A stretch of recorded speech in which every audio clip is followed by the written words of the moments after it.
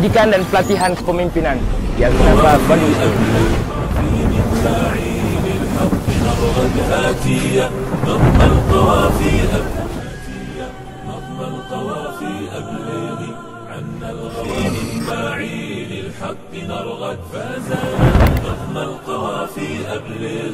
Assalamualaikum. Waalaikumsalam. How are you, students? I'm fine, thanks. Inshallah. Firas, what are you doing here? I'm doing my assignment. MasyaAllah. Good job. Continue, please. Okay, alright.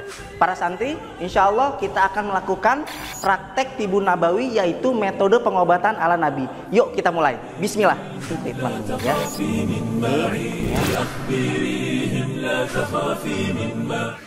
Al-Hunafa Boarding School mencetak kader penghafal Al-Quran yang berakidah ahlus sunnah dan berakhlak karimah. 5 alasan memilih Al-Hunafa. Pertama, akidah dan manhaj ahlus sunnah wal jamaah. Kedua, penerapan akhlak karimah. Ketiga, bacaan hafalan sesuai dengan kaidah tajwid. Keempat, bahasa Arab secara aktif. Kelima, melanjutkan studi ke perguruan tinggi di dalam dan luar negeri. Al-Hunafa Boarding School mendidik dan melatih santri untuk menjadi pemimpin yang berkarakter.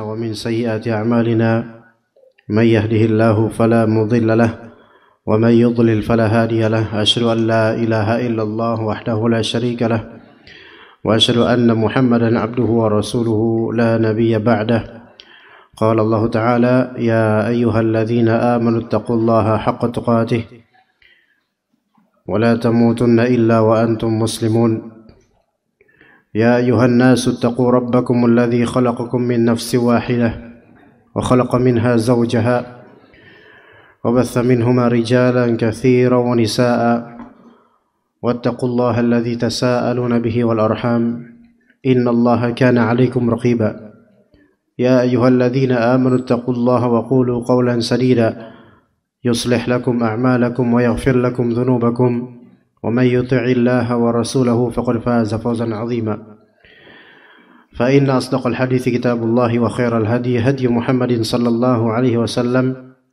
وشر الأمور محدثاتها وكل محدثة بدعة وكل بدعة ضلالة وكل ضلالة في النار أما بعد.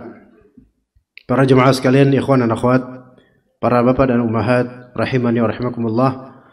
Biidznillah taala, di sini insyaallah saya akan menunaikan amanah yang diamanahkan kepada saya untuk membahas salah satu materi secara tematik yang saya pilihkan di kajian kali ini di Majelis Ta'lim apa nih?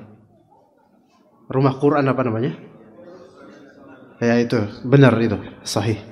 Ya seperti yang disebutkan ya. Ya, yang mana ini baru pertama kali Allah takdirkan saya ke tempat yang mulia ini. Walau sudah mendengar berkali-kali oleh beberapa ikhwan dan menceritakan tentang rumah Quran yang mulia ini, namun alhamdulillah Allah Subhanahu wa taala perkenankan untuk kali ini kita bertemu. Dan semoga pertemuan kita kali ini adalah pertemuan lillahi ta'ala dan perpisahan kita nanti adalah perpisahan karena Allah Azza wa Jalla. Juga niatan kita untuk menuntut ilmu, mengisi waktu dalam rangka beribadah kepada Allah Azza wa Jalla dan menghasilkan amal saleh sehingga dimudahkan oleh Allah Azza wa Jalla untuk melenggang ke surga Allah Ta'ala dengan ridha dari Allah Azza wa Jalla. Yaitu tema yang kami pilih, yaitu saya pilih untuk kajian kali ini, yaitu tentang anak dan takdir. Tema anak dan takdir. Bidang yang akan kita bahas berarti masuk ke dalam bidang akidah. Bidang akidah. manajemen qalbu dalam berakidah yang sahihah terhadap eksistensi anak atau tentang anak. Namun itu masih global sekali, melainkan lebih saya spesifikkan lagi, lebih saya khususkan kaitan antara anak dengan takdir. Beberapa permasalahan yang berkaitan dengan anak dan takdir Allah Azza wa Jalla. Di materinya insyaallah ada 5 poin besar yang akan kita bahas. Setelah selesai 5 poin itu insyaallah baru jika ada pertanyaan silakan ditanyakan biidznillah taala. Dan mohon kalau misalnya ternyata waktunya melampaui batas, mohon panitia untuk mengisyaratkan agar kajian atau tidak diteruskan, karena saya baru pertama kali ini jadi tidak tahu uruf yang biasanya di sini kebiasaannya bagaimana. Jadi mohon bimbingannya ya. Pembahasan yang kita bahas insyaallah kita teaser dulu, kita brainstorming dulu pertama, yaitu tentang takdir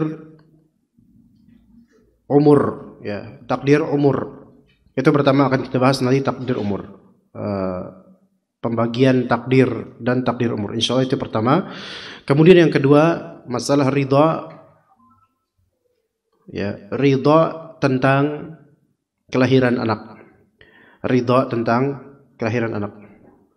Ya, jadi yang pertama kita akan bahas nanti takdir umri namanya, takdir umur, takdir usia. Itu istilah dari para ulama. Kemudian yang kedua kita akan bahas tentang ridha bil maulud, yaitu ridha ya tentang atau ridha terhadap kelahiran anak.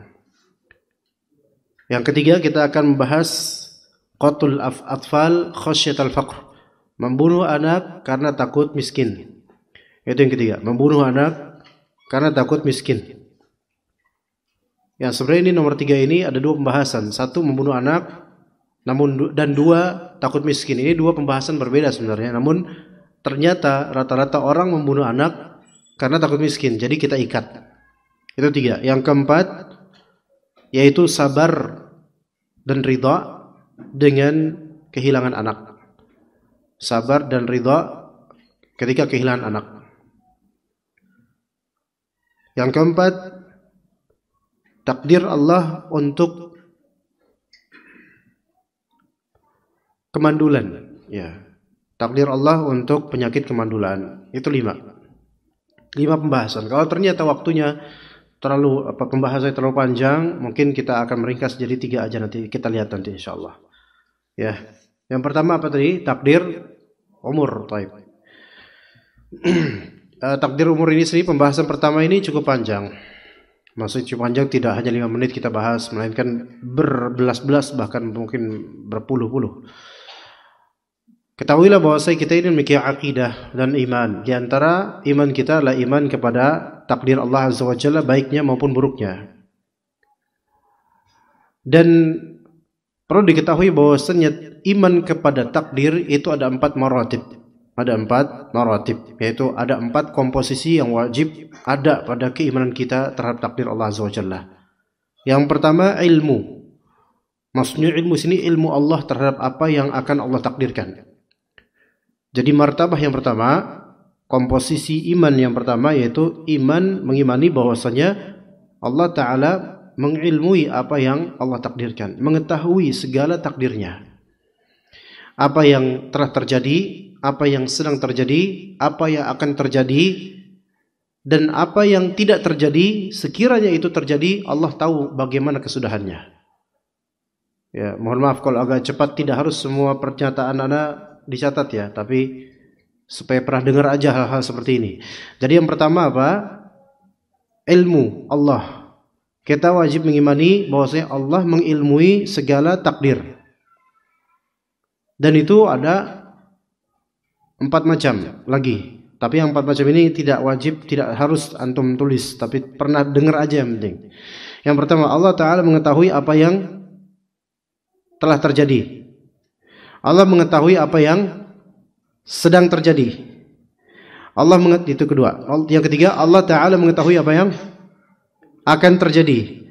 Yang keempat, Allah mengetahui apa yang tidak akan terjadi. Sekiranya itu terjadi, Allah tetap tahu apa kesudahannya.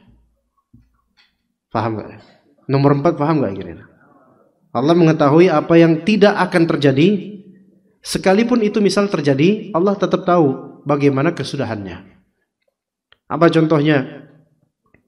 Orang-orang kafir di neraka, mereka itu akan meminta kepada Allah untuk dikembalikan ke dunia. Berandai-andai mereka itu beramal soleh dan sedekah. Itu kan sebagaimana di akhir surat Al-Munafiqun. Nah, apakah mungkin orang-orang kafir itu balik ke dunia? Tidak mungkin, tidak akan terjadi. Ya. Namun dalam ayat-ayat Allah sebutkan seandainya mereka dikembalikan ke dunia, mereka tidak akan sesuai dengan omongan mereka.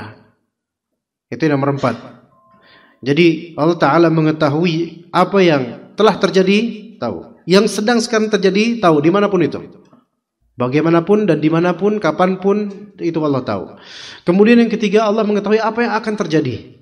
Tapi sekarang penghuni surga, calon penghuni surga dan calon penghuni neraka, Allah tahu enggak? Tahu semua, semua tahu. Sudah Allah Ta'ala atur semuanya. Yang keempat, Allah Ta'ala mengetahui apa yang tidak akan terjadi, dan sekiranya yang tidak akan terjadi itu terjadi, Allah tahu bagaimana nantinya. Di antara bukti, di antara contohnya apa yang disebutkan dalam Al-Quran, di surat Al-An'am ada, yaitu orang-orang kafir mereka atau orang fasik mereka berandai untuk bisa kembali ke dunia untuk beramal soleh. Nggak mungkin itu Allah Ta'ala kabulkan, nggak bakal. Sekiranya itu terjadi, orang-orang kafir itu nggak bakal mereka beramal soleh. Walaupun dikembalikan ke dunia, tetap aja mereka akan membangkang. Ya, jadi yang pertama dari komposisi iman kita kepada takdir Allah, yang pertama adalah apa? Ilmu Allah, yaitu kita yakin Allah Ta'ala mengilmui segala takdirnya. Dengan 4 yang tadi ya.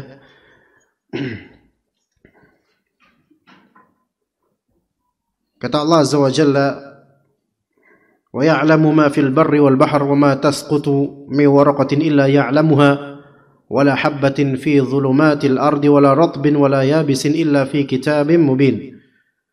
Allah Ta'ala mengetahui apa yang di daratan dan di lautan dan apa yang jatuh dari dedaunan, kecuali pasti Allah mengilmuinya. Tidak pula benih di kegelapan bumi, di dalam bumi benih kecil Allah tahu.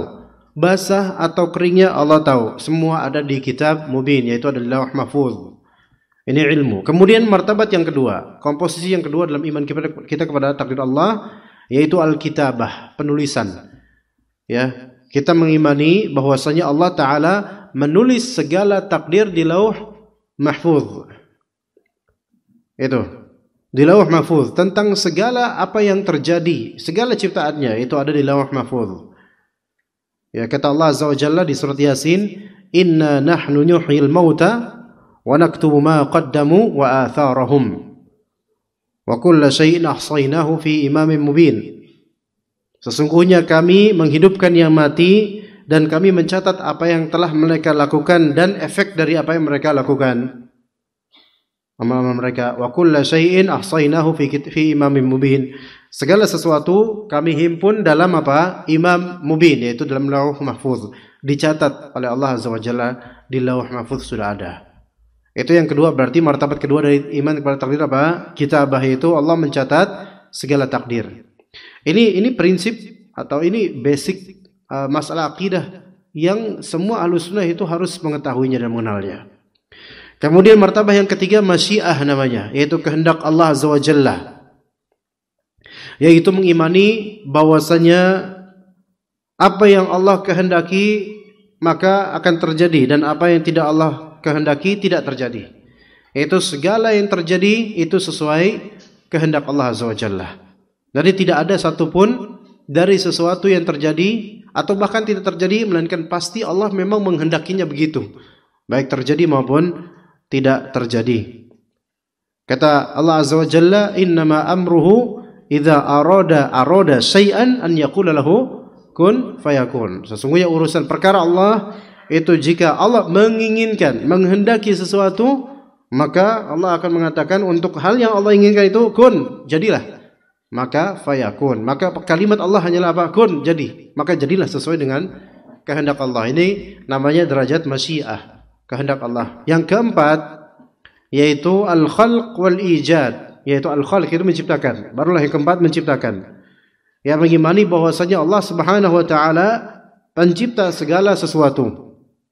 Pencipta segala sesuatu, baik menciptakan pihak yang beramal atau menciptakan amalnya.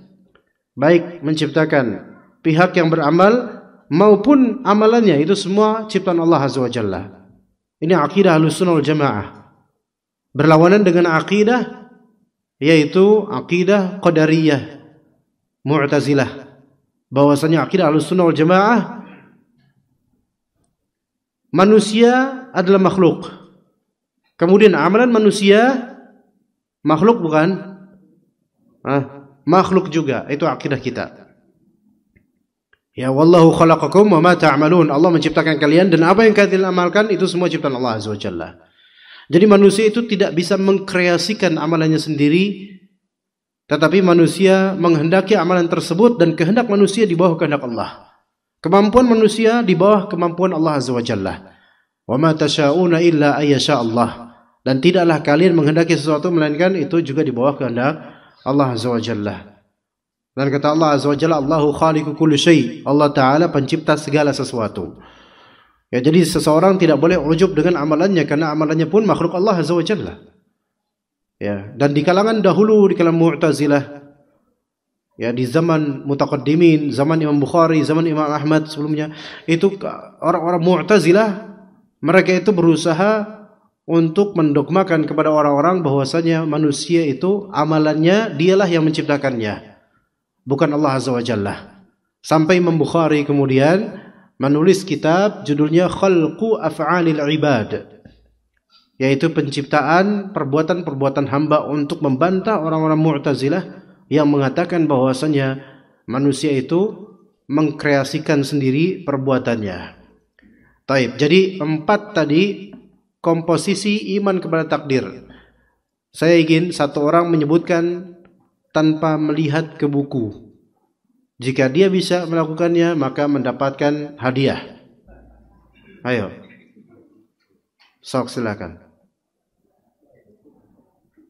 Siapa yang bisa? 4 komposisi iman terhadap takdir. Boleh baca dulu sekarang.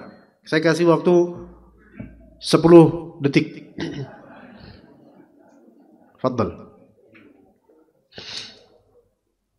Ayo sok. Bisa? 4. 4 saja. Simpel aja. Gampang kok.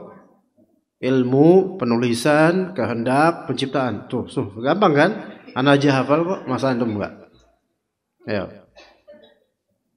Ayo ini dapat buku nih, Zikir pagi petang dan sesudah salat fardu. Pustaka Imam Syafi'i. Bukunya yang didapat bukan pustaka Imam Syafi'inya. Ayo sok silakan. Enggak ada yang mau atau kurang mungkin hadiahnya?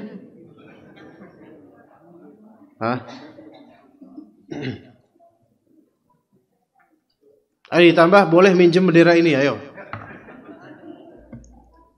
Gampang, simpel aja seperti yang tadi sebut. Ayo. Siapa yang dia fadhal. 1, ilmu siapa? Ilmu Allah. Kemudian 2, kedua apa?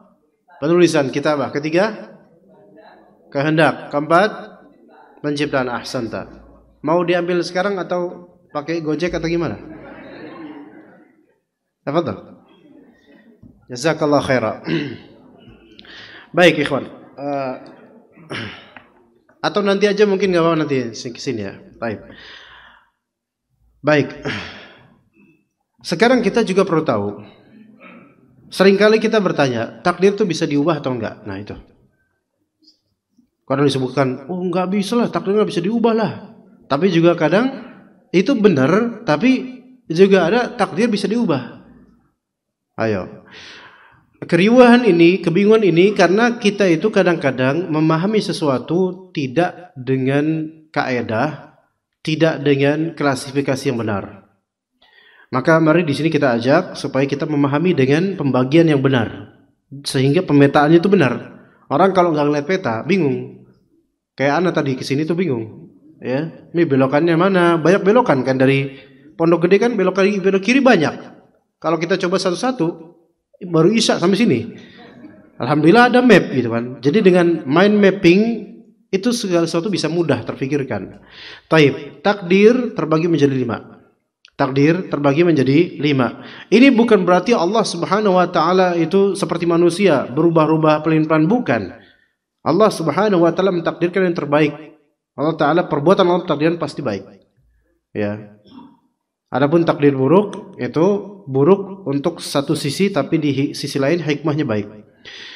Takdir terbagi menjadi 5. Yang pertama, jadi saya sebutkan secara istilah dan global saja dulu, nanti baru jelaskan satu persatu. Yang pertama, takdir am, yaitu takdir umum. Takdir umum, itu satu. Kedua, takdir basyari namanya. Takdir basyari, yaitu takdir kemanusiaan. Takdir basyari, kalau istilah ulama menyebutkan takdir basyari. Basyar itu manusia. Takdir kemanusiaan. Ya, takdir kemanusiaan, nanti kita jelaskan, tenang aja. Kalau ada tanda tanya besar di benak, tenang, nanti insya Allah dijawab. Ya. Yang ketiga, takdir umri. Ini bukan nama ustadz, bukan. Takdir umri, ya bukan. Umri di sini namanya umur, takdir umur, usia.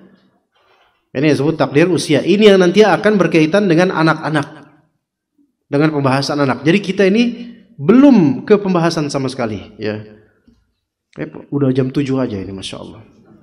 Ya. Bagaimana kalau kita jadi daurah aja besok subuh baru selesai.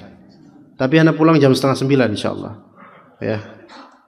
Takdir umur itu ketiga. Yang keempat, takdir hauli namanya. Kayak haulan, haul. Orang kan perayaan ini, perayaan itu kan haulan. Haul zakat itu takdir tahunan namanya. Takdir tahunan. Takdir tahunan. Yang kelima, takdir yaumi. Yaumian, yaitu takdir harian. Oke, takdir harian. Baik, mari kita ulangi. Yang pertama, takdir umum. Yang kedua, takdir kemanusiaan. Ini terjemahannya saja ya, biar lebih enak. Yang ketiga, takdir umur atau takdir usia. Yang keempat, takdir tahunan. Yang kelima, takdir harian. Semua itu ada dalilnya.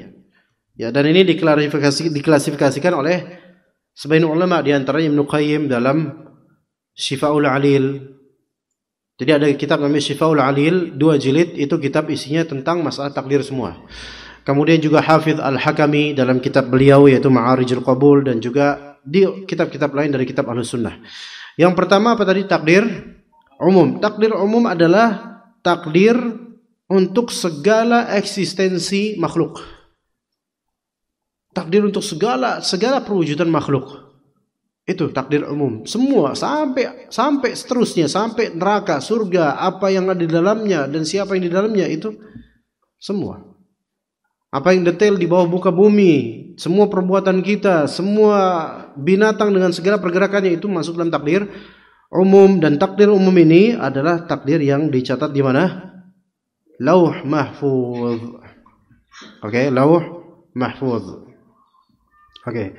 Sebagaimana kata Allah Azza wa Jalla, kata Nabi SAW, kataballahu al-maqadira, atau kataballahu maqadir al-khalaiqi qabla an yakhluqa as-sama' wal ard qabla 50,000 sanah.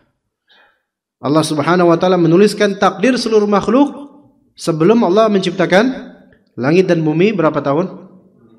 Yaitu 500.000 tahun. Ini yang disebut apa? Takdir umum.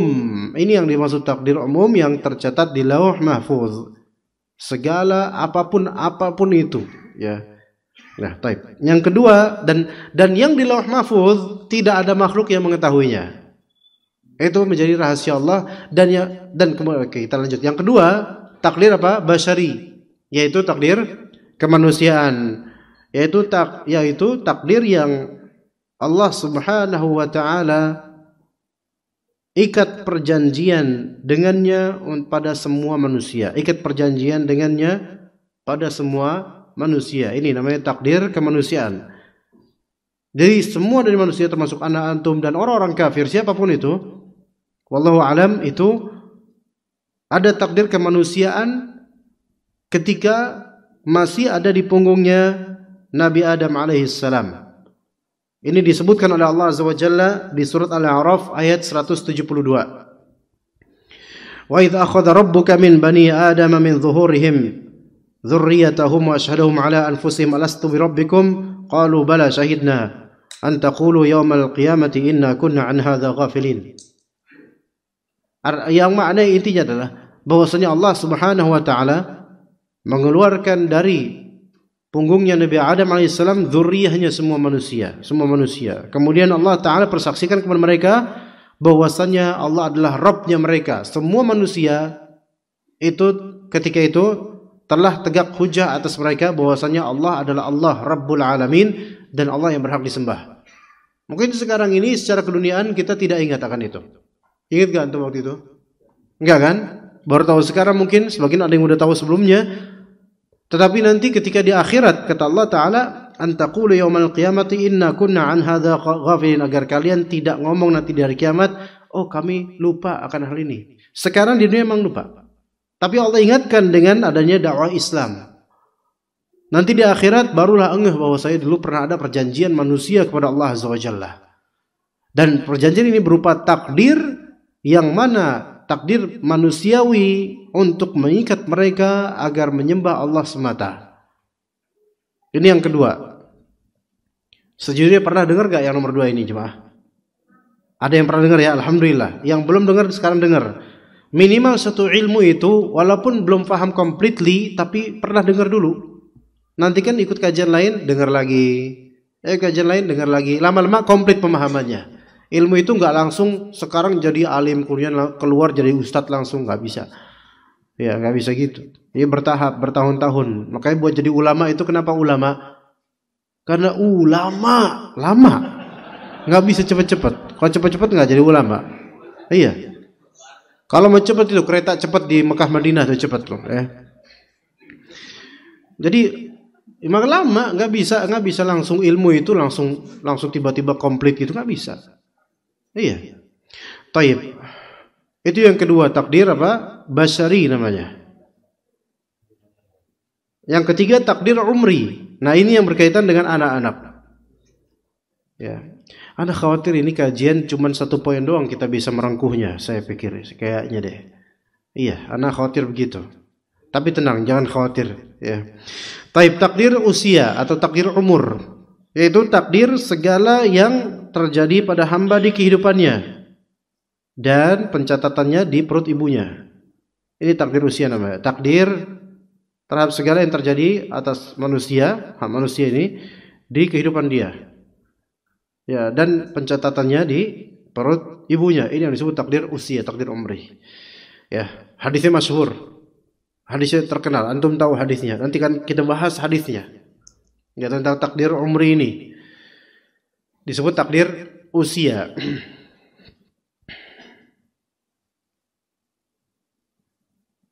Dan pencatatannya di perut ibu kita masing-masing. Di rahim ibu kita. Ya, semua dari kita punya ibu. Maka ketika itu dicatat, nanti akan ada hadisnya, mungkin menjadi maklumat yang baik untuk kita insyaallah. Itu yang ketiga. Yang keempat, takdir hauli, yaitu takdir tahunan. Yaitu takdir yang terjadi, yang ditentukan oleh Allah Ta'ala pada malam Lailatul Qadar di setiap tahun. Setiap tahun pasti ada malam Al-Qadar, pasti. Hanya saja kerap kali tidak diketahui pastinya di tanggal berapa, di malam keberapa. Karena itu biar menjadi rahasia Allah Azza wa Jalla untuk menguji hambanya. Siapa yang jujur dan siapa yang menuju kejujuran namun belum, dan siapa yang tidak jujur sama sekali. Jadi itu takdir apa? Takdir tahunan. Sebagaimana di surat apa? Di surat Ad-Dukhan ayat 3 dan 4. Inna anzalnahu fi lailatin mubarakah inna kunna munzirin.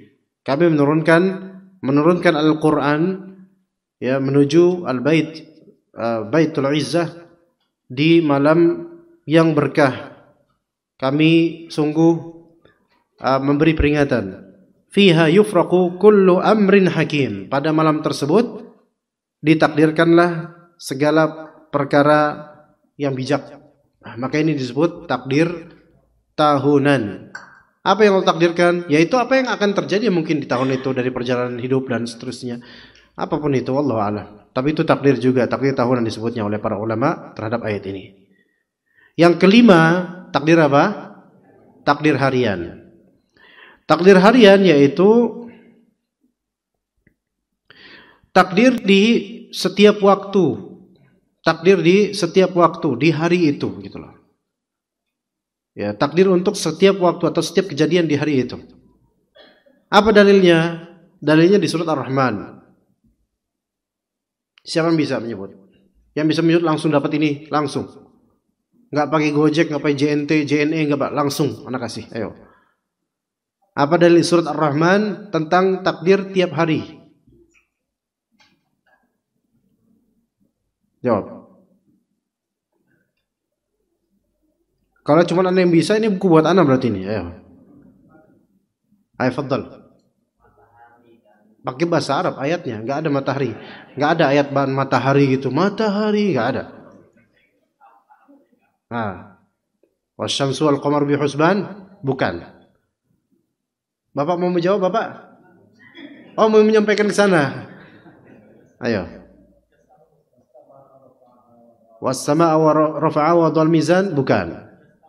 Yas'aluhu man fis samawati. Ayo terusin. Tafadhol. Itu hampir, ayo terus. Kullu yawmin huwa fi sya'an. Ahsant. Jazakallah khair. Tolong diestafetkan ke beliau yang tadi. Tolong. Itu benar. Yas'aluhu man fis samawati wal ard. Semua yang di langit dan bumi itu meminta kepada Allah. Kullu yawmin huwa fi sya'an. Setiap hari Allah punya urusan dengan makhluknya. Itu punya takdir terhadap makhluknya. Oke. Ayat sabraha. Ayat berapa, Pak? Ayat berapa? 29. Masya Allah. Ya, ayat berapapun itu nanti dicek lagi. Adalah, nggak hilang kok dari surat Ar-Rahman, ada, pokoknya ada. Cari aja. Thayyib. Udah itu ya. Nah, sekarang siapa yang bisa menyebutkan 5 takdir? Waduh. Belum selesai. 5 takdir, ini bisa menyebutkan 5 takdir tersebut tanpa hadiah. Ayo. Enggak jadi. Enggak dapat hadiah. Ayo, fadal. Ayo, fadal. Takdir umum, takdir manusiaan, takdir umur, tahunan, harian, masya Allah. Fadal. Taib. Ana uji sekarang antum, siapa yang mau menjawab pertanyaan berikut tanpa mengetahui pertanyaan dulu sebelumnya? Ayo. Karena kalau ditanya dulu nanti angkat tangan kayak itu ada kasus barusan, jadi harus diubah formatnya. Ayo, tunjuk tangan dulu. Bapak. Siapa tanya? Ada yang tunjuk tangan sana? Ada yang tunjuk tangan di sana? Oh, ibu-ibu. Enggak, saya belum nanya, Pak.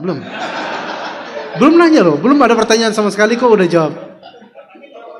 Pertanyaannya beda, Pak. Bahkan pertanyaannya belum jawabannya belum saya jelaskan sama sekali dari tadi.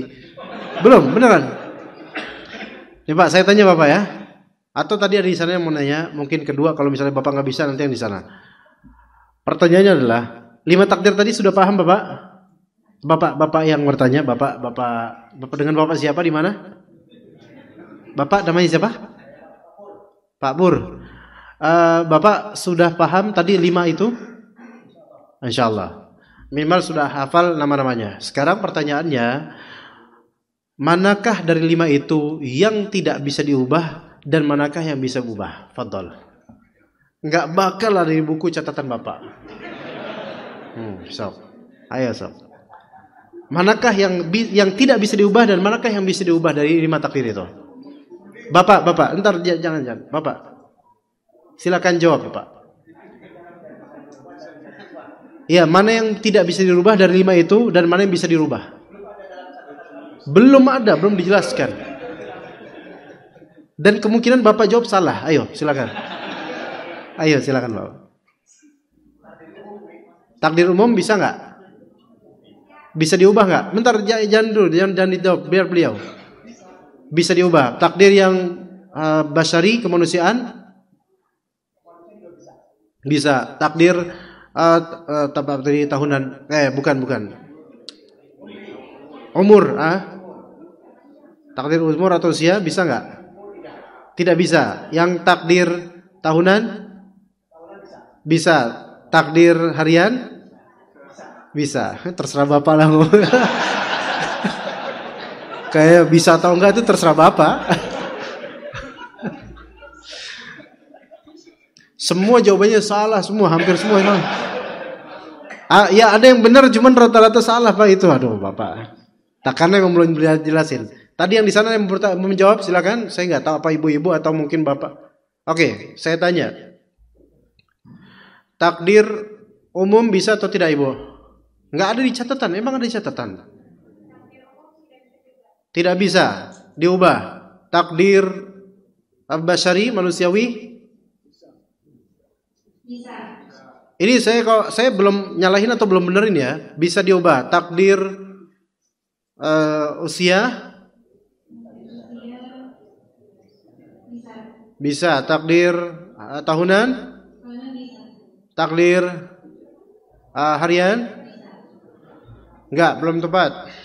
Fadol.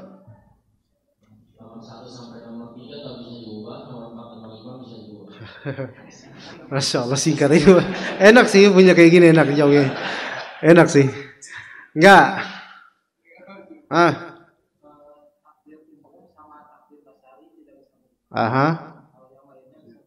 Benar ini benar. Alhamdulillah benar. Masya Allah. Ayo Masya Allah. Mau diambil sekarang atau gimana? Ayo. Barakallahu fiik. Ya, Masya Allah. Barakallahu fiik. Sahih. Tadi gimana jawabannya? Takdir Lauh Mahfuz tidak bisa diubah, jelas itu. Dan takdir kemanusiaan tidak bisa diubah, udah fix, sudah emang kayak gitu, semua manusia dapat seperti itu. Adapun sisanya itu yang disebut takdir bisa diubah, itu yang tadi 3 terakhir itu. Dari nomor 3 sampai 5. Ini pahami baik-baik, ikhwan. Banyak orang bingung, katanya bisa berubah, tapi kok ternyata nggak bisa dirubah. Nah, itu karena apa? Karena nggak ada klasifikasi ini, gitu loh. Semua manusia tanpa kecuali nomor 2 itu pasti nomor 2 atau takdir basyari itu ada semua manusia. Manusia semua kan semua anak Adam. Iya, ada nggak manusia yang bukan anak Adam? Nggak ada, semua anak Adam. Bahkan yang tadi menjawab pun anak Adam juga. Nah, Pak, takdir basyari ini apa? Ya semuanya semua manusia nggak bisa dikecualikan, nggak bisa diubah. Yang satu nyempil sendiri, nggak dapat takdir tentang ketuhanan, nggak. Semua dari kita. Itu nggak bisa diubah, memang sudah begitu. Kemudian yang pertama, Lauh Mahfuz, karena tidak ada yang mengetahuinya, hanya Allah Azza wa Jalla, dan Allah tidak akan mengubah itu sama sekali. Adapun takdir tadi apa? Usia, yaitu yang di perut ibunya dicatatnya itu, bisa nggak berubah? Bisa nggak berubah? Apa buktinya? Ayo, anak yakin antum nggak bisa jawab yang ini. Apa Bu? Jangan jawab Pak, nanti bener lagi dan berdua lagi nanti jadinya. Coba jawab, boleh jawab, tapi nggak ada hadiah. Surat apa? Bener sih, ini bener jawabannya. Antum siapa sih? Jangan Ustadz nih, jangan ini. Enggak, kok bener antum? Antum tahu dari mana Pak? Pernah baca di mana atau ngaji di mana? Iya benar-benar tahu dari mana hal seperti ini. Dari Ustadz siapa? Masya Allah, ajibnya. Kajian siapa Pak? Pernah dengar kajian siapa tentang takdir Pak? Masya Allah, antum ikut HSI. Masya Allah, barakallahu fiik, alhamdulillah. Ini karena udah yang tahu, kayak pulang aja lah kalau gini. Benar-benar beliau. Buktinya adalah silaturahim. Silaturahim itu kan tentang usia juga ada. Man sarrahu an yubsata lahu fi rizqihi wa yunsa'alahu fi atharihi falyasil rahimah. Siapa yang pengen dibentangkan rezekinya dan dipanjangkan umurnya, maka hendaknya silaturahim. Ini dalil yang menunjukkan bahwasanya para malaikat tugas mereka hanya mencatat takdir usia. Adapun nanti apa yang terjadi kelak di perubahan mereka tidak tahu. Itu dalil pertama. Karena bisa aja ada perpanjangan umur. Umur itu bisa perpanjangan umur gara-gara silaturahim. Atau bisa dengan doa berubah takdir, ya enggak? Iya bisa aja. Dan malaikat ini nggak tahu nantinya begini, cuman Allah suruh aja catat itu takdir itu. Yang ternyata nanti ada perubahan, terserah Allah. Kan terserah Allah mau merubah takdir, terserah Allah. Oke, itu dalil pertama. Ahsanta jazakallahu khair. Dalil kedua, Nabi Musa alaihissalam, ya, Allah Subhanahu wa taala pernah memerintahkan malaikatul maut untuk mencabut nyawa Nabi Musa alaihissalam. Kemudian malaikatul maut itu mencabut nyawanya Nabi Musa, tapi dengan format tidak seperti biasanya orang mencabut nyawa. Melainkan malaikatul maut itu mewujudkan diri dengan izin Allah menjadi sosok manusia konkret seperti kita di alam dunia manusia, sehingga bisa disentuh, bisa dipegang. Nah, maka ketika itu malaikat maut pengen kemudian mencabut nyawa Nabi Musa alaihissalam. Nabi Musa tonjok kemudian sampai kena matanya dan copot dari tempatnya. Ya, karena udah masuk alam kita. Begitu baik malaikat ataupun jin, kalau disentuh, maka hukum yang berlaku dari kealaman ini sama dengan alam kita. Alam duniawi manusia dan binatang ini jadi sama, bisa dipegang, bisa tutup. Maka ditonjok, bukan berarti malaikat masih di alam gaibnya ditonjok, ya nggak kena lah, karena alam gaib. Tapi ini konkret di alam manusia. Pernah dengar gak hadis ini, ya kawan? Nah, kemudian malaikat tersebut kembali ke alamnya dan juga kembali ke Allah dan melaporkan, ya Allah, hambamu ini belum mau mati, kata malaikat itu. Maka ditunda. Lihat, malaikatul maut, panitia kematian sendiri tidak tahu persisnya kapan orang ini mati, padahal dialah penyelenggaranya. Benar gak? Tuh, lihat tuh. Gak ada yang tahu. Wa ma tadri nafsum madza taksibu ghadan wa ma tadri nafsum bi ayyi ardin tamut. Gak ada yang tahu di mana dia mati, enggak. Cuman malaikat ini hanya bertugas. Itulah para malaikat. Mereka tuh sebenarnya enggak mengetahui yang gaib malaikat itu. Mereka hanya bertugas diperintahkan oleh Allah Azza wa Jalla. Begitu kan? Jadi diperpanjang nih usianya Nabi Musa alaihissalam. Malaikat hanya menunaikan tugas saja. Malaikat yang meniup sangkakala kiamat. Tahu nggak kapan kiamat? Padahal dialah yang berurusan dengan kiamat, tapi nggak tahu. Tuh lihat. Saking Allah Ta'ala lah yang mengetahui segala yang Allah takdirkan. Begitu, oke? Jadi bisa ya? Masuk ya insyaAllah ya, paham sini insyaAllah. Maka takdir usia yang dicatat di penciptaan ketika di rahim ibu itu bisa nggak berubah? Bisa berubah. Apakah malaikat yang mencatat itu tahu dengan persis orang ini nanti bagaimana? Belum tahu, itu gaib baginya. Dia hanya bertugas mencatat. Makanya kita nggak perlu nanya nanti ke perut ibu kita. Nih di perut ibu dulu ada malaikat yang mencatat. Malaikat, saya itu waktu ditulis apa ya? Mati kafir atau gimana ya? Nggak bakal dijawab karena bukan tugasnya, nggak, dan nggak ada, udah kelas. Karena adanya ketika apa?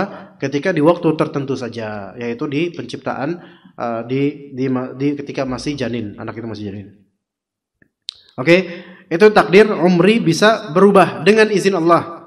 Kemudian takdir sanawi atau hauli, yaitu di malam al-qadar untuk tahun berikutnya atau gimana, itu juga bisa berubah. Kemudian takdir harian bisa berubah. 3 ini bisa berubah. Entah berubah dengan silaturahim, entah berubah dengan amal soleh, entah berubah dengan doa, baik doa darinya atau doa dari orang lain, atau berubah dengan murni keinginan Allah. Itu terserah Allah.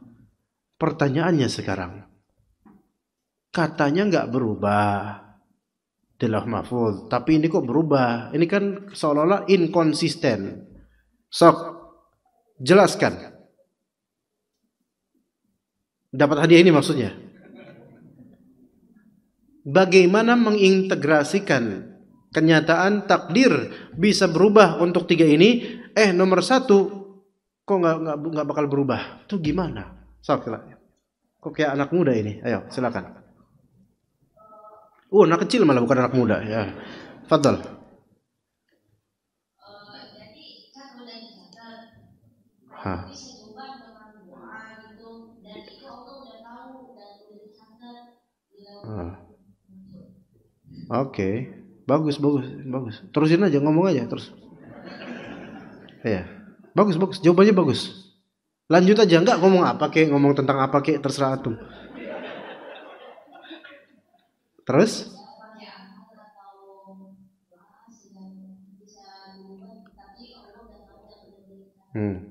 Itu kan yang saya jelasin dari tadi. Ya bagus sih. Ini nih, ambil aja nggak apa-apa buat antum. Nggak apa-apa lah, takut antum kecewa ntar sampai rumah cerita lagi. Ini Ustadz nggak bener nih gitu lah. Bapaknya mana bapaknya? Ada bapaknya nggak? Ntar sampai rumah nggak dapet hadiah cerita lagi. Udah capek-capek jawab nggak? Ya. Jawaban yang benar ya silakan. Bagaimana mengintegrasikan? Oke, kita dengar azan dulu. Baik, Bismillahirrahmanirrahim. Siapa yang mau menjawab tadi korelasi dan bagaimana mengintegrasikan kenyataan bahwa takdir di Lauh Mahfuz tidak mungkin berubah, sementara takdir usia, tahunan dan harian itu mungkin berubah dengan sebab. Baik. Siapa yang bisa menyampaikan dengan simpel nggak masalah. Kalau tadi beliau jawabannya itu bukan jawaban, itu beliau mengulang apa yang Anda omongin ya. Siapa yang bisa menjawab? Ya, fadhal. Ini orang yang sama yang tadi kalau nggak salah ya. Ya udahlah jawab aja.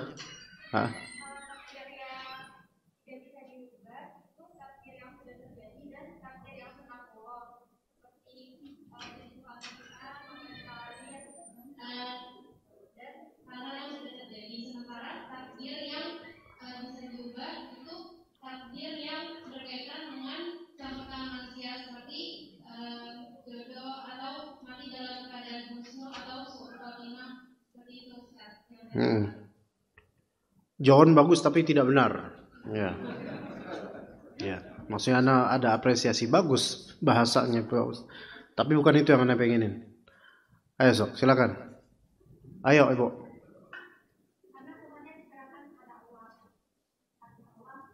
Ya.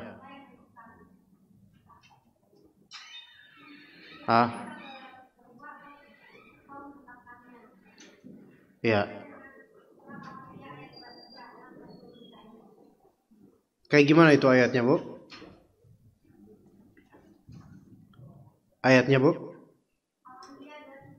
Coba, kayak gimana?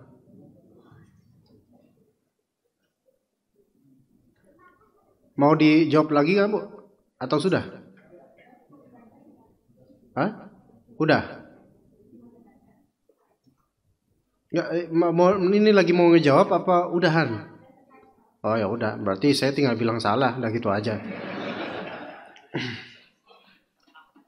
Terima kasih Bu jawabannya, Masya Allah. Tapi salah. Mungkin ini karena belum paham maksud pertanyaan. Saya pikir belum paham maksud pertanyaan. Nah untuk menjelaskannya ini butuh waktu lagi. Gini loh, takdir di Lauh Mahfuz kan nggak bisa diubah. Lah itu takdir harian kok bisa diubah gitu loh. Katanya nggak bisa diubah. Itu kok jadi seolah-olah takdir Lauh Mahfuz sama takdir harian itu beda ya gitu. Paham nggak?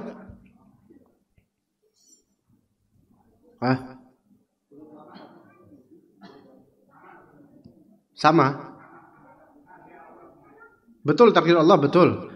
Tapi kan ini seolah-olah tidak konsisten, Pak. Kok ini dibilang berubah, ini nggak berubah dan seterusnya. Ya. Antum kok jawab bener mulu, enggak, entar dulu. Ayo Pak, Ibu, biar kasih kesempatan Ibu dulu. Antum nanti dulu. Ayo Bu.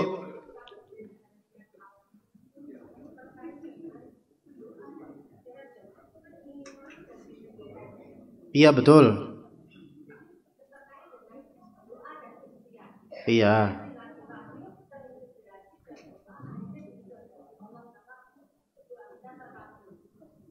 Iya. Oke.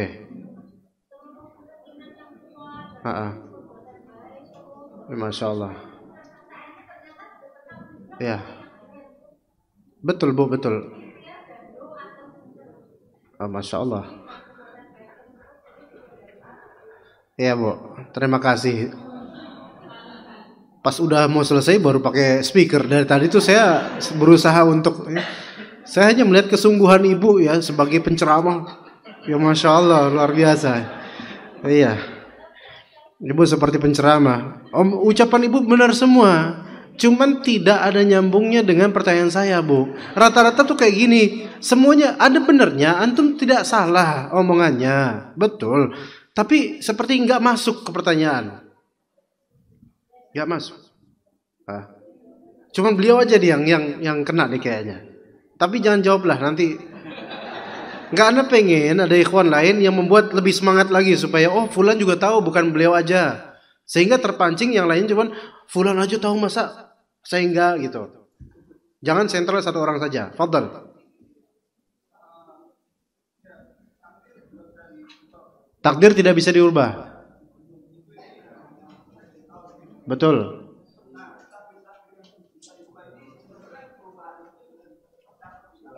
Ini dia jawabannya. Takdir yang berubah ini pun sebenarnya perubahan tersebut udah tercatat di lauh mahfuz. Itu maksudnya ke situ. Mohon maaf ibu-ibu tadi nggak ke situ. Mungkin karena pertanyaan saya yang kurang baik bahasanya atau gimana. Tapi ke situ jawabannya, benar beliau. Dan juga beliau juga tadi udah mengarah sana, tapi saya stop dulu supaya saya pengen ada orang lain yang juga berpikiran yang sama gitu loh. Jadi perubahan takdir harian, tahunan, usia, itu perubahan itu sudah tertulis di lauh mahfuz bahwasanya di lauh mahfuz bahwasanya misal fulan ditakdirkan pada hari ini mati, namun terjadi juga perubahan, digeser sampai tanggal berapa atau usia berapa. Itu semua itu tercatat, terdata di lauh mahfuz. Dan tidak ada satu malaikat pun yang tahu, walaupun mereka dekat pada Allah Azza wa Jalla. Iya, begitu maksudnya. Ada misal saja. Seseorang ditakdirkan, maaf mandul misalnya. Enggak 15 tahun enggak punya anak, baru udah ikhtiar dan seterusnya. Namun suatu hari dia sedekah dan ternyata dengan sedekah itu Allah akan ridhoi dia sehingga Allah Ta'ala buka kelahiran buat dia misalnya. Ya, itu perubahan juga. Maka yang tadinya dia divonis mandul, maka ada perubahan di hari sekian dia melakukan ini dan ternyata itu membuat adanya perubahan. Itu semua ada di lauh mahfuz. Itu seperti itu. Gimana? Paham di sini insyaallah? Ya. Ada yang belum paham jemaah? Sampai sini paham. Ini akidah loh nih. Kalau antum paham dan mengulang-ulang pemahaman ini, insya Allah kebingungan tentang takdir itu hilang. Banyak orang itu bingung tentang takdir, memikirkan padahal simple sebenarnya. Hanya syaitan tuh kadang-kadang membuat kita itu nggak paham. Ya supaya karena masalah takdir kalau antum paham dengan baik, masalah-masalah itu ringan insya Allah. Masalah-masalah ringan. Jawaban-jawaban tuh banyak terhadap permasalahan. Mudah insya Allah. Ya begitu. Baik, itu pembahasan. Masih di poin pertama pembahasannya, jemaah. Kemudian pertanyaan berikutnya, pembahasan berikutnya. Takdir yang tadi berkaitan dengan anak-anak, itu takdir yang mana? Takdir umri, yaitu usia, yaitu di janin. Sekarang, kita kan tahu di Arba'in Nawawi juga hadis yang masyhur, yaitu kata Nabi SAW, Inna ahadakum yajma'u khalquhu fi batni ummi 40 yawman. Itu kan 40 hari sebagai air mani, tetes mani, kemudian 40 hari berikutnya sebagai apa? Segumpal darah, kemudian 40 hari berikutnya sebagai segumpal daging. Berapa hari itu berarti? 120. Taib. Ana akan sebutkan hadis. Ada 3 hadis dan tolong perhatikan ini. Kira-kira ada sesi tanya jawab kapan ikhwan? Biasanya sampai jam berapa kajian? Jam 8? Enggak, yang biasa di sini jam 8? Boleh itu enggak apa-apa. Oke. Ridho ya semuanya enggak apa-apa ya. Oke. Baik. Ada 3 hadis Anda sebutkan. Hadis Anas bin Malik pertama, yang kedua hadis Abdullah bin Mas'ud, itu hadis kedua, itu hadis yang populer yang di Arba'in Nawawi yang kita pelajari. Yang ketiga hadis Hudzaifah bin Usaid. Ya. Ana mulai dari hadis Anas bin Malik dulu. Rasulullah SAW bersabda, "Wakkalallahu birrahimi malika." Allah Ta'ala memberikan perwakilan, mengutus ya seorang malaikat di rahim seorang ibu atau di rahim siapapun, di rahim seorang ibu ya. Dari ibu ya. Fayaqul, kemudian malaikat itu berkata, "Ay Rabbi nutfah, ay Rabbi 'alaqah, ay Rabbi mudghah." Ya. Wahai Tuhanku, wahai Rabb ya. Ini masih segumpal, masih setetes mani, masih serupa mani 40 hari pertama. Wahai Rabb, ini udah jadi segumpal darah. Wahai Rabb, ini sudah menjadi segumpal daging, fase ketiga. Kemudian, fa idza aradallahu an yaqdiya khalqaha qal, ketika Allah Ta'ala ingin menuntaskan penciptaan untuk anak manusia ini di rahim ibunya, maka berkatalah malaikat itu, ya ay Rabb, adzakarun am untha, wahai Rabb, laki atau perempuan? Malaikat nanya, ya, nanti Allah jawab kemudian. Kemudian malaikat tanya, asyaqiyun am sa'id? Ya, yaitu dia sengsara, bisa bermakna sengsara hidupnya atau sengsara bakal masuk neraka, atau sa'id, ini bisa bermakna bahagia hidupnya atau dia akan masuk surga. Itu ditanya juga sama malaikat. Kemudian famar rizq, rizkinya apa? Ini juga ditanya kepada Allah Azza wa Jalla. Famal ajal, ajalnya apa? Kapan matinya? Itu semua akan Allah Ta'ala beritakan kepada malaikat itu khusus. Ya. Fayuktabu kadzalika fi batni ummih, maka akan dicatat sesuai dengan apa yang Allah Ta'ala jawab di perut ibunya. Di perut ibunya dicatat. Jadi tata caranya bagaimana itu Allah alam. Ini kalau pakai logika kemanusiaan kita, ini nggak masuk. Tetapi kalau pakai logika ittiba kita kepada sunnah, kita wajib mengimani dan masuk insya Allah. Jadi kalau sesuatu itu kalau pakai logika manusiawi dengan keseharian kita, banyak masalah agama yang memang tidak masuk akal keseharian kita. Tapi liburkan itu untuk masalah dalil, melainkan logika ittiba kita yang kita aktifkan sehingga setidak masuk akal apapun ketika itu ittiba kepada ayat Quran dan hadis masuk akal semua. Begitu. Taib. Dari hadis ini antum bisa ambil kesimpulan bahwasanya kapan dicatatnya itu? Kapan dicatatnya itu? Di fase yang berapa? Setelah menjadi segumpal daging. Berarti hari keberapa? 120-an kemari gitu kan ya. Taib. Itu yang pertama. Hadis pertama, hadis Anas bin Malik. Hadis Ibnu Mas'ud ini yang masyhur yang kita pelajari di mana-mana. Inna ahadakum yujma'u khalquhu fi batni ummihi 40 yawman nutfatan, ya. Kalian ini seorang dari kalian, setiap dari kalian maksudnya itu dikumpulkan penciptanya di perut ibunya 40 hari. Pertama sebagai apa? Masih tetesan air mani. Tsumma yakunu 'alaqatan mithla dzalik. Kemudian menjadi segumpal darah seperti itu juga 40 hari. Berarti 80 hari. Berapa bulan? 2 bulan setengah kira-kira ya. Sekitar itu. Tsumma yakunu mudghatan mithla dzalik. Kemudian kalian serupa waktunya 40 hari juga menjadi apa? Mudghah, segumpal daging. Berarti 120 hari. Berapa itu? Berapa bulan? 4 bulan, kisaran 4 bulan. Maka thumma yab'atsullahu malikan wa yu'maru bi arba'i kalimat. Kemudian Allah Subhanahu wa taala mengutus malaikat dan diperintahkan untuk mencatat 4 kalimat, yaitu 4 kategori di sini, yaitu pertama, uktub amalahu wa rizqahu wa ajalahu wa syaqiyyun aw sa'id. Tulislah tentang amalan dia, rezeki dia, ajal dia, sengsara atau bahagianya dia. Thumma yunfaqu fihi ruh, kemudian ditiupkan padanya oleh malaikat itu ruh. Taib. Kalau di hadis kedua ini, kapankah dia dicatat takdir umrinya? Kapan? 120. Taib. Selesai itu. Hadis ketiga, hadis Hudzaifah bin Usaid radhiyallahu anhu. Rasulullah SAW bersabda, "Idza marra bin nutfati 42 lailatan ba'atsallahu ilaiha malika." Ketika ya masih menjadi nutfah sekitar 42 malam pertama. Masih menjadi nutfah. Apa itu nutfah? Zigot. Mani, ya. Air mani maksudnya, bukan uang, ya, air mani. Masih berupa air mani. Maka 42 hari kemudian ada apa? Yaitu ba'atsallahu ilaiha malika. Allah Subhanahu wa taala akan mengutus ke rahim tersebut satu malaikat. Nah, ya.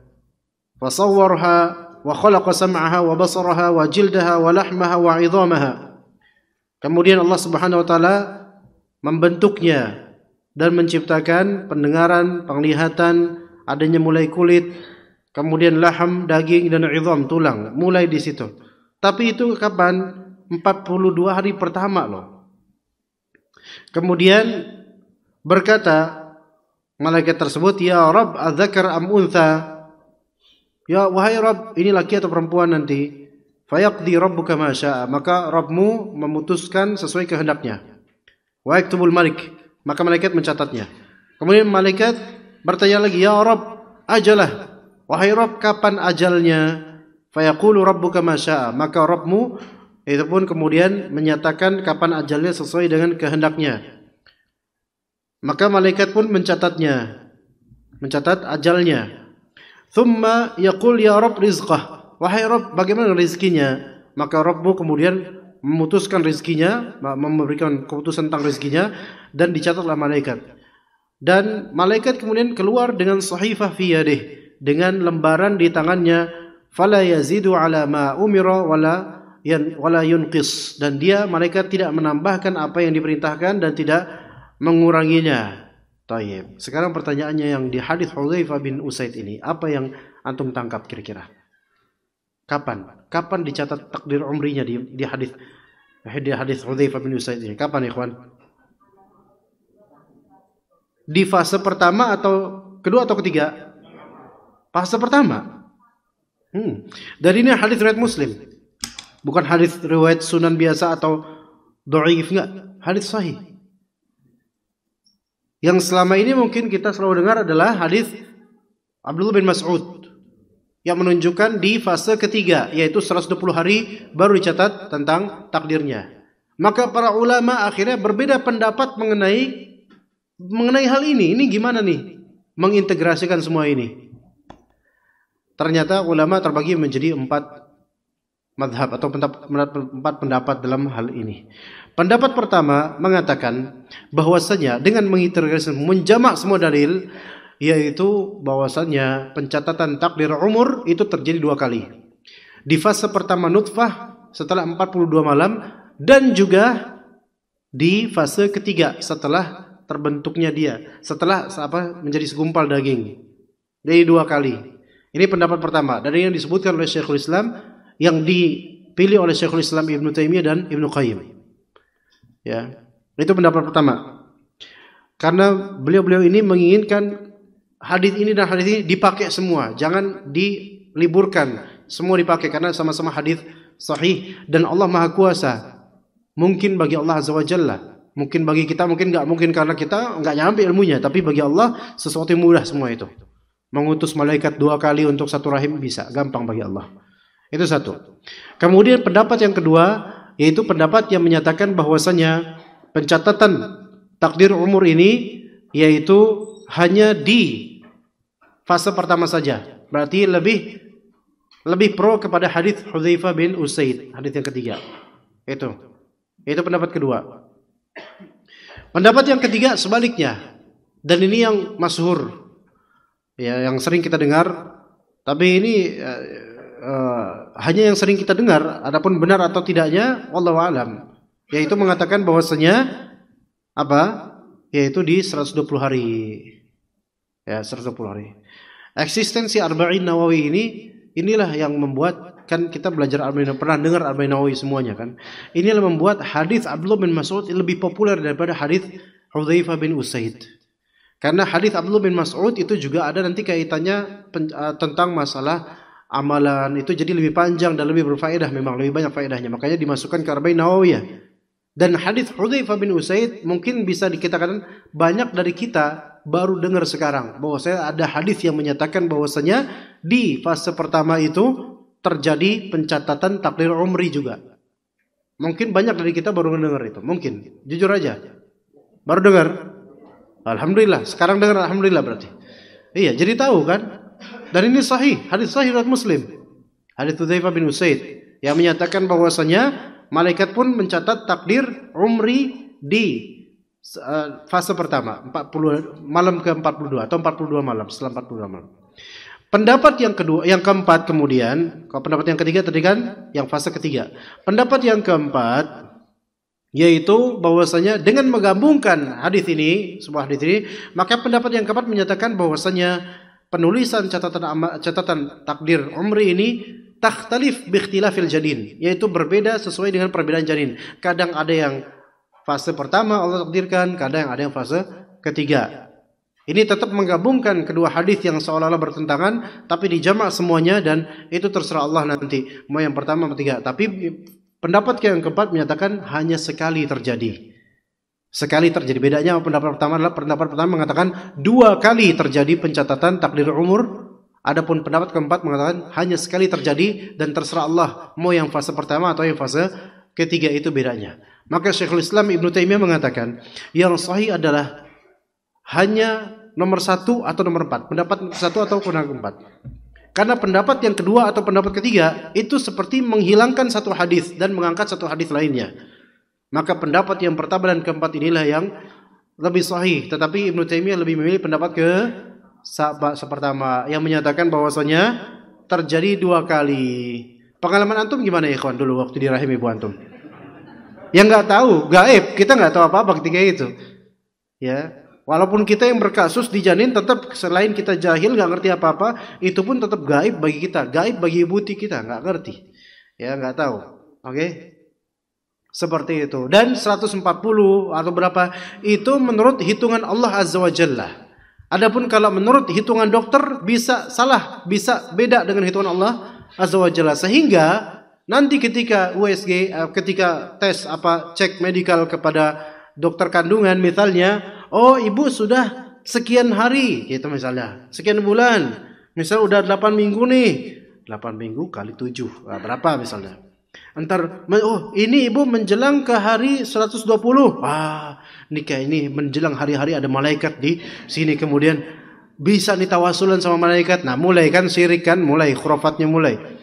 Ya, jadi tetap itu gaib. Kita hanya mengimani saja, tidak ada samarah amal, melainkan kita iman saja.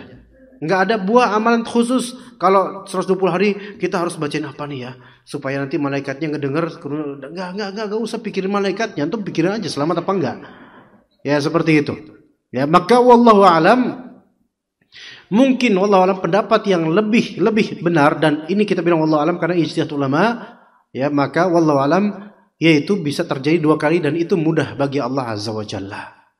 Ya, begitu. Wallahu alam.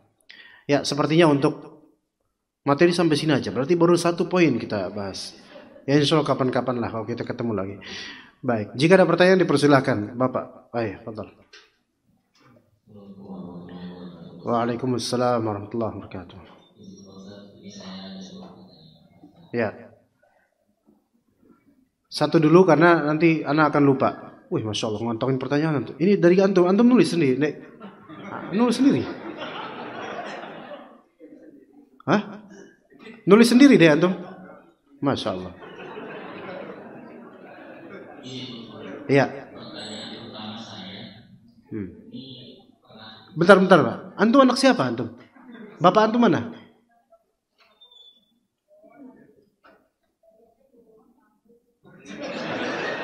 Biasa di rumah nganggur. Masya Allah anak ini. Ya, fadhal.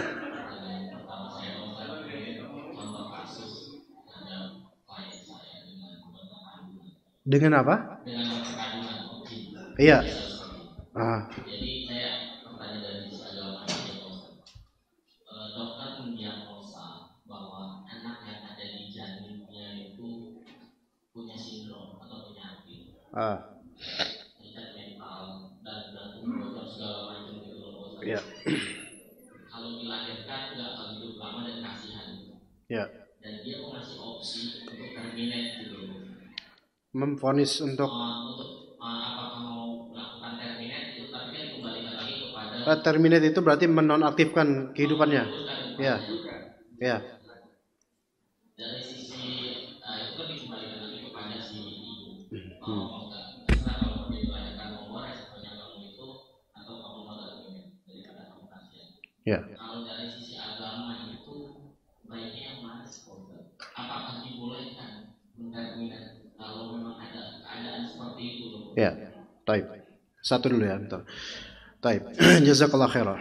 Jadi divonis oleh dokter spesialis kandungan itu bahwa bayi ini memiliki kecacatan janin yang kalau diteruskan proses ini sampai kelahiran maka akan banyak mudarat baik ke ibunya atau ke anaknya. Nah, sekarang sebelumnya seorang muslim itu yang diwajibkan ketika dia menghadapi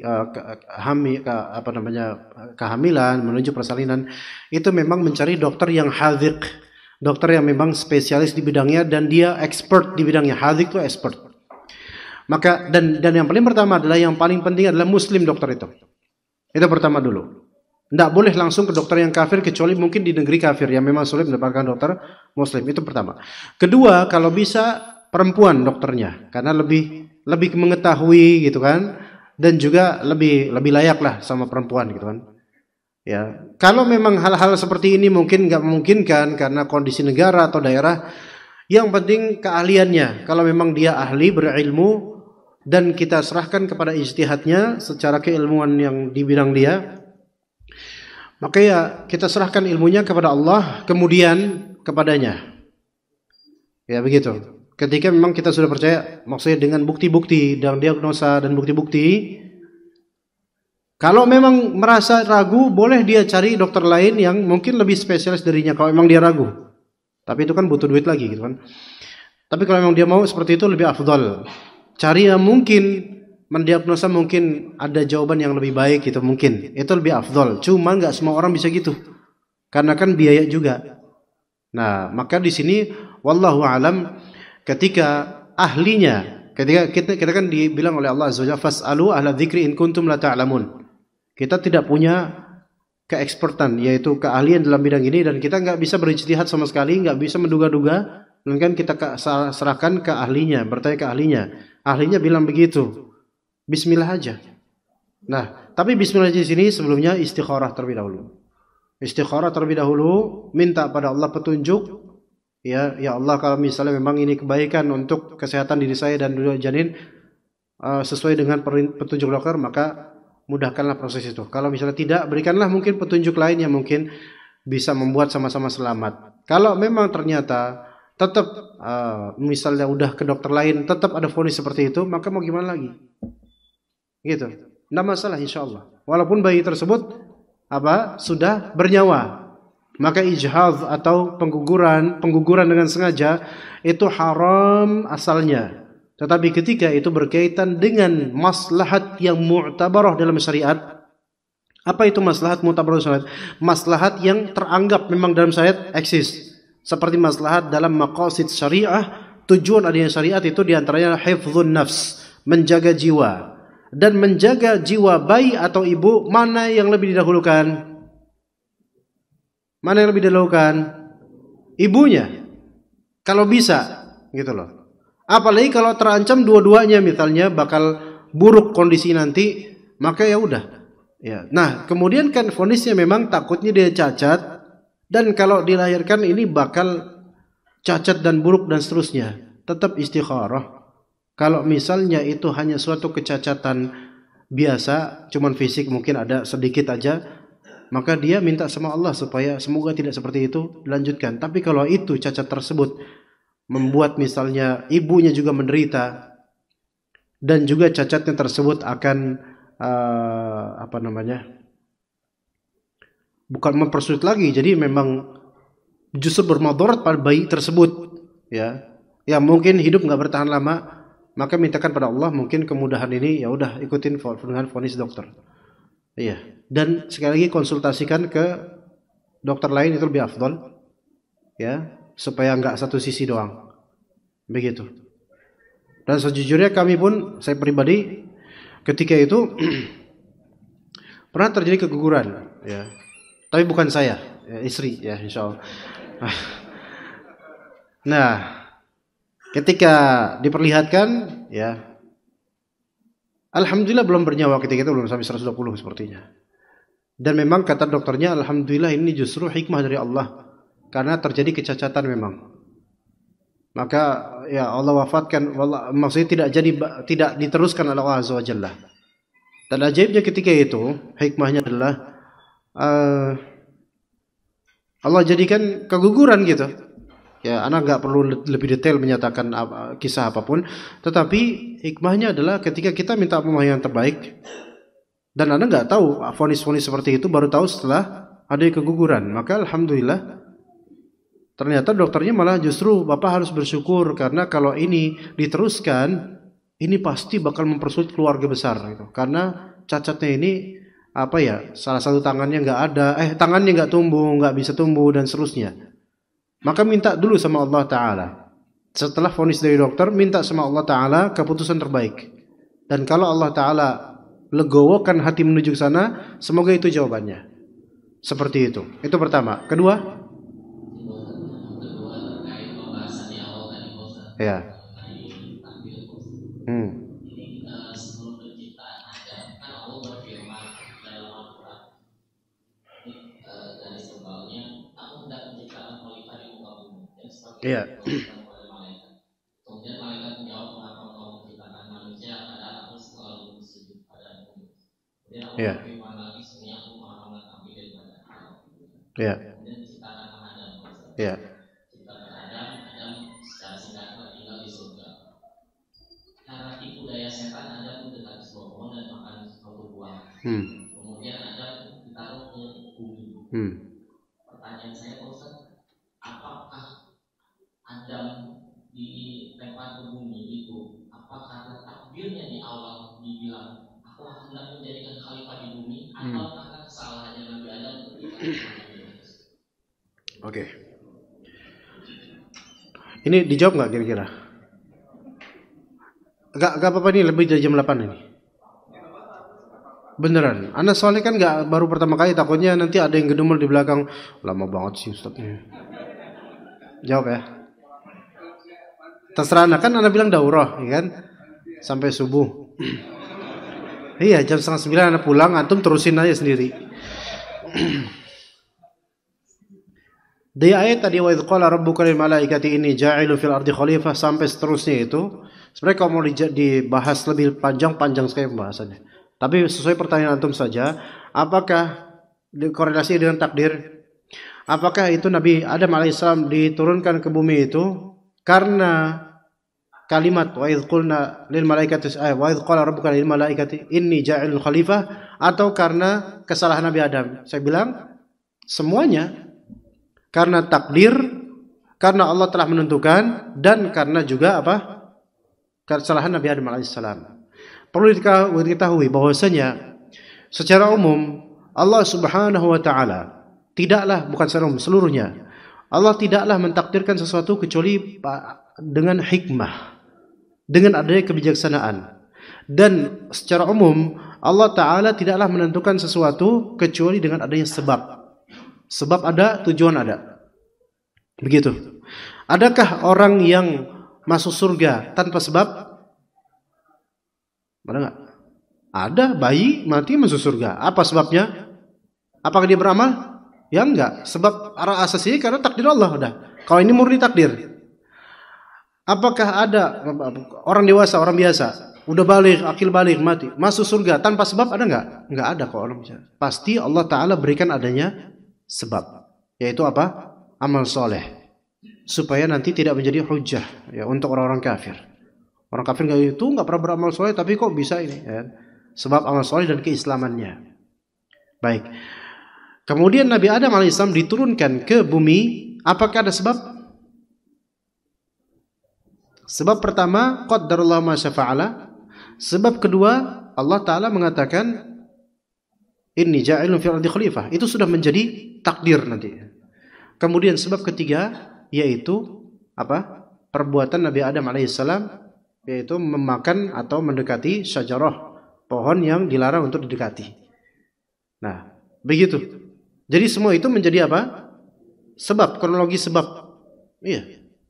Dan khalifah di sini, khalifah artinya apa? Ma yakhlufu ma qablahu. Yaitu apa yang setelah sebelumnya, itu khalifah.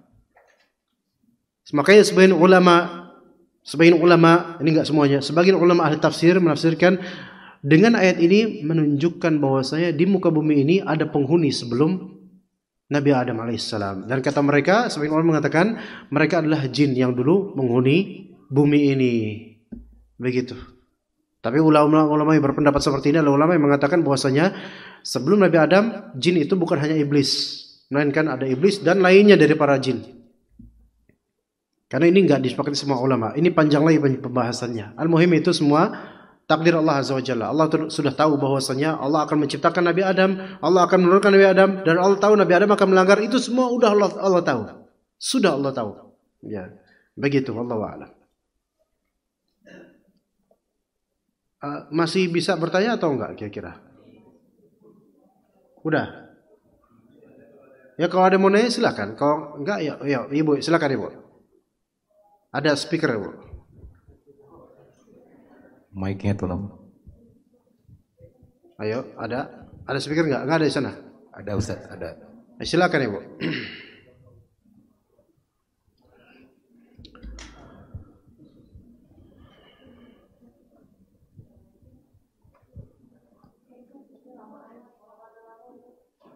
Ayo Ibu. Tombol powernya Bu, dipencet dulu di bagian bawah, tombol power.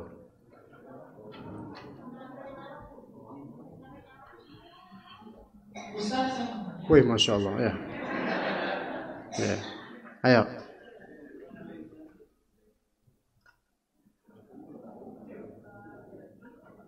Kan kalau membatasi kelahiran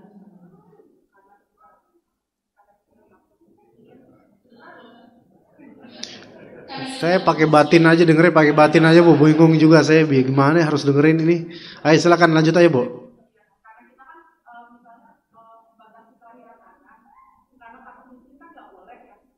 Iya.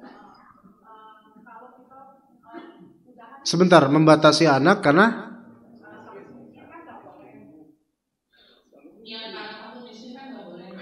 sebentar, sebelumnya cara membatasi kelahirannya gimana dulu? Itu nanti perlu saya jelaskan. Ya, nanti saya jelaskan insya Allah. Aha.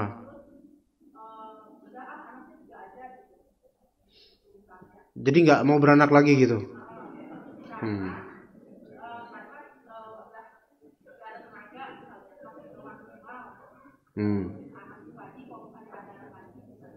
Kan bisa nambah istri lagi Bu, bisa. Yeah. Oh itu lain lagi ya, terusin Bu dah. Enggak. Teribu jadi sebel lagi denger kayak gitu. Ya, terusin aja.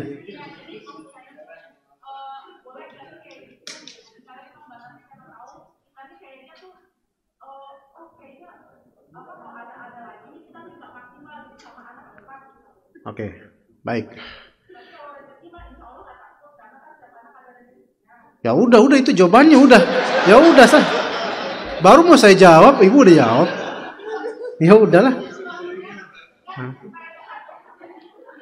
Paham saya Pak. Tenang Bu, saya paham. Tenang Bu. Saya paham Bu. Ya. Bolehkah kita tahdidun nasl? Tahdid nasl itu istilahnya kalau di kita bisa KB, tapi bisa juga bukan namanya KB, melainkan kita mencukupkan jumlah anak sekian, tapi kita pakai metode lain supaya tidak terjadi kehamilan. Tapi bukan metode yang ditawarkan oleh para pegiat KB, gitu loh. Dengan pengobatan enggak gitu. Ada istilah namanya azl namanya. Apa itu azl? Azl itu ikhrajul mani. Langsung tahu. Ya, Masya Allah. Memang kalau praktisi itu cepat. Praktisi emang cepat. Iya, karena kalau udah harian itu emang cepat nyambungnya ya. Ya, jadi azl itu adalah mengeluarkan ketika ejakulasi atau ketika orgasme mengeluarkan maninya di luar kemaluan istrinya. Dan itu maksudnya adalah supaya apa? Mencegah kehamilan. Apakah itu boleh? Kita ketahui dulu hukumnya dulu ya. Khilaf di antara ulama. Ada yang mengatakan itu haram secara mutlak. Ada yang mengatakan itu makruh. Dan ada yang mengatakan itu diperbolehkan jika ada hajat. Ya. Yang mengatakan haram, maka itu dalilnya adalah perkataan Nabi SAW tentang al-azl ini, yaitu dzalikal wa'dul khafi. Itu adalah wa'd. Wa'd itu adalah penguburan anak hidup-hidup yang terselubung. Wa idzal mau'udatu su'ilat. Gitu. Jadi itu dikiaskan Rasulullah seperti apa? Membunuh anak hidup-hidup gitu loh. Membunuh anak gitu, tapi khafi, secara lembut gitu loh. Tidak, belum hidup anaknya, baru tetes mani aja. Itu yang mengharamkan. Tapi yang ini salah, tidak benar. Pendapat ini tidak benar. Pendapat yang kedua yaitu memakruhkan. Memakruhkan karena menggabungkan antara dalil dengan dalil lainnya. Dan juga ada yang membolehkan ketika hajat. Yang membolehkan ketika hajat juga ada. Yang memakruhkan ini karena kata para sahabat, kunna na'zilu fi ahdi Rasulillah SAW. Kami dulu melakukan azal di zaman Rasulullah SAW. Dan bahkan ada sahabat yang ketika itu di peperangan, kemudian ada beberapa tawanan yang mereka tawan dari perempuan-perempuan. Dan itu kan jauh dari rumah mereka, para sahabat, jauh dari rumah, lagi perang kan, jauh dari rumah. Dan antum tahu bagaimana kan orang Arab, mereka memiliki syahwat yang lebih dibandingkan mungkin orang Indonesia gitu kan. Maka mereka tuh menginginkan untuk ya berhubungan jima gitu kan, tapi jauh dari istri, dan dulu kan gak ada kendaraan yang cepat, dan melihat kemudian tawanan-tawanan yang cantik, maka mereka pun para sahabat menginginkan untuk melakukan gitu loh, karena jauh dari istri gitu. Maka dijadikanlah mereka bisa menjadi budak, dan kalau budak kan bisa untuk dinikmati oleh pemiliknya.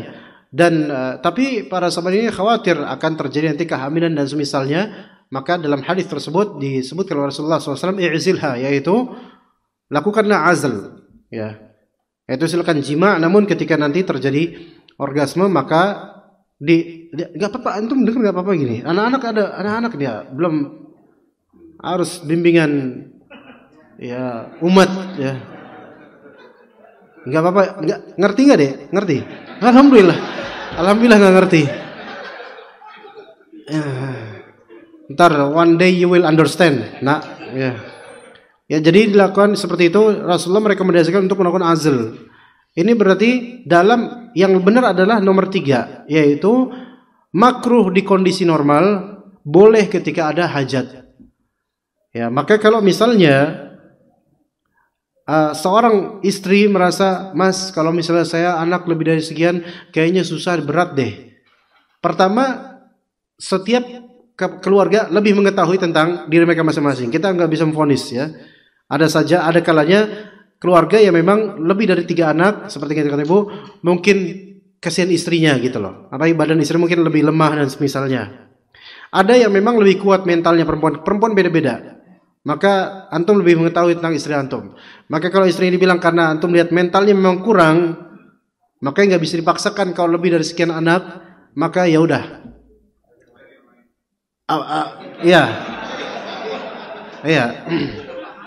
Ya kita mikirnya langsung sana, Pak, normal ya.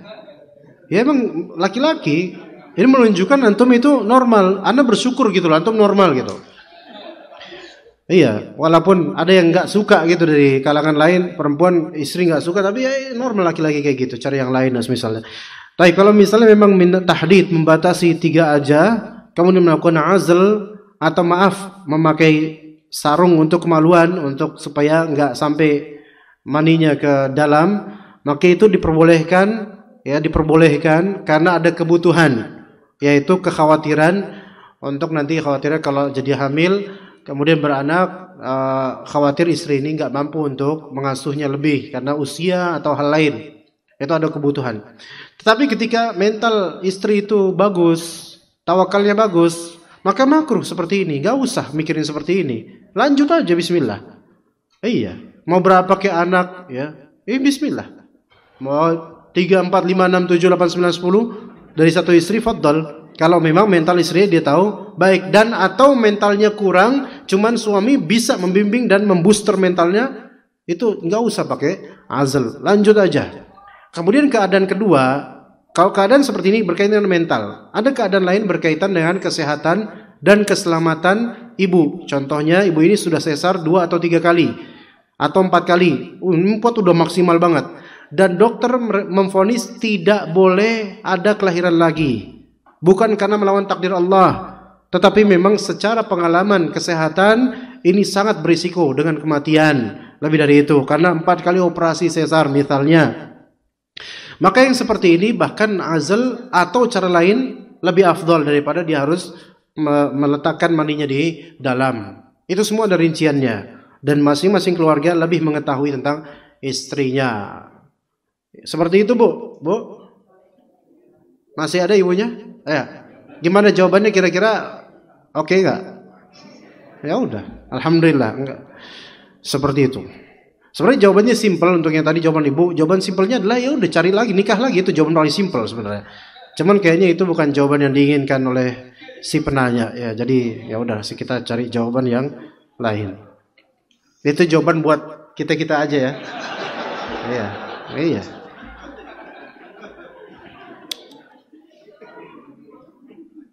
Ada lagi pertanyaan Bapak Ibu?